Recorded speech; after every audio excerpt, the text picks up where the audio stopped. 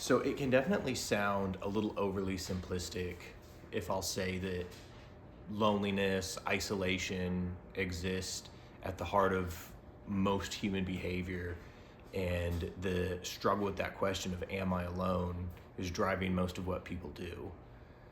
It's much more conscious, it's much more complex than that, because humans is, for all of our similarities and for all of our um, consistent patterns of behavior and consistent struggles, we're all going to respond very differently, especially with the awareness we have of the problem, and also our ability to attempt to engage with it, depending on what sort of resources we have we're working with. So when I say that loneliness and isolation exist at the heart of most human issues, that can look as something of a maybe a kid in high school doing something because they want to fit in, or it could be somebody who has decided, yes, I am alone, and so the only way I can guarantee my value to other people is through the massive accumulation of resources, wealth, anything like that. It could also look like people craving, doing anything for attention, like a nuisance streamer or somebody in that nature, somebody just doing anything and everything they can to get attention, because when we're unaware, we're trying to fill that absence with something that seems similar. And that kind of brings me to the main idea I want to get to here, is the idea that a lot of the most corrupting options people will go with are really just a sort of a perversion of the natural answer. And so what I mean by that is, let's think of what's the easiest way to create strong in-group cohesion? It's to give people a common enemy. It's just to create some external adversary, and everybody sort of bands together to oppose this external threat. It could be impersonal, like a storm or a flood. Everybody bands together in canoes to help each other out. But more often than not, I think the way it's weaponized is obviously in narrative and media, is by creating some sort of external threat. It could be another race, it could be another country, it could be another, simple as another sports team. It's the same pattern showing up over and over. And so while having a very acute external threat can create that strong in-group cohesion, it's a temporary fix. What actually produces the best group cohesion long term is having some sort of unified vision. I remember it was some sales training I had taken, and one of the points was about reconciliation, getting people on the same page, and it was all about establishing a positive, mutually beneficial vision for the group to move towards, which is, hey, I want this resolved, you want this resolved, or however that may look.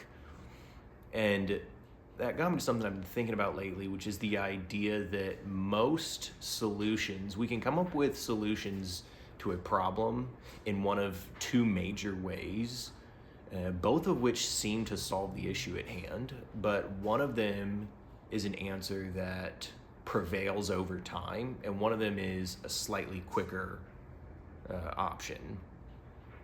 And I think most people, if you've ever read anything, you're aware delayed gratification is a good sign of success. It can help you with a lot of things, cultivating a mind for delayed gratification. And this is definitely, I would say, within that category, but it's has its quirks and its kind of nuances.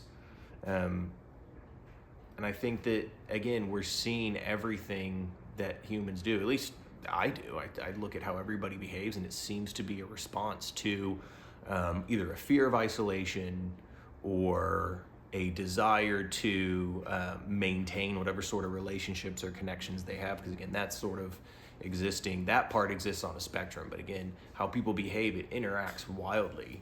Some folks say, we are all alone, we're all disconnected, real connection, real relationship is impossible. And then they open that door and go through whatever sort of avenues present to them in that way. And other folks will say, yes, I do want a relationship or a connection, but they'll stay in a situation where they break the relationship to themselves. Somebody, you could stay in some sort of toxic or abusive relationship. Granted that you have the capacity to leave in a practical way.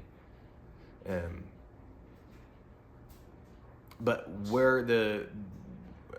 it may be a little unsatisfying to sort of end on a question, but what I'm sort of been grappling with right now is the question of whether or not we can have the intensity of in-group relationships with some sort of common enemy or external threat, if we can get that same level of intensity without any of the external threat.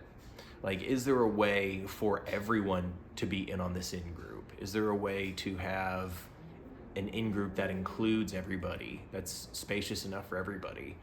I would say there's a very practical part of me that says no. Like, I don't think we can do that, barring some sort of Ozymandias, style of tricking people into thinking there's some larger external threat. But again, that's the same problem, just, we've sort of broadened the parameters.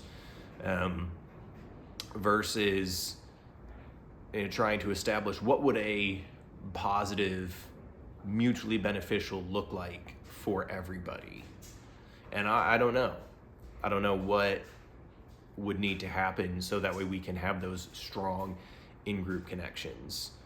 Because I know that's how I feel. I really feel this sort of inexplicable connection just with other people, just for being a human. I feel like I understand myself pretty well. Most of the way that I am is the way that most people are. I don't think that we're all ultimately that different in what we want and need. Most people just want to be able to live in dignity, have good relationships with the folks around them, be able to have a healthy lifestyle, moderate lifestyle. Like, I don't think people are that where we want all these crazy different things. Slightly might have different values, but I don't know. I don't know what it would look like to have that level of group cohesion, because people will get it with their religious groups. But again, do you have to isolate yourself and separate yourself from some people in order to feel more connected with certain people? Is that I see that as a false dichotomy, but I can't see a way without it. I don't know if that makes sense. But I don't know. I don't know if is that just an inherent balance of the universe? In order for me to feel closer to person A, I have to isolate myself or separate myself or distance myself from person B in order to make a stronger relationship here. So that's kind of where, that's the question I'm sort of resting on right now.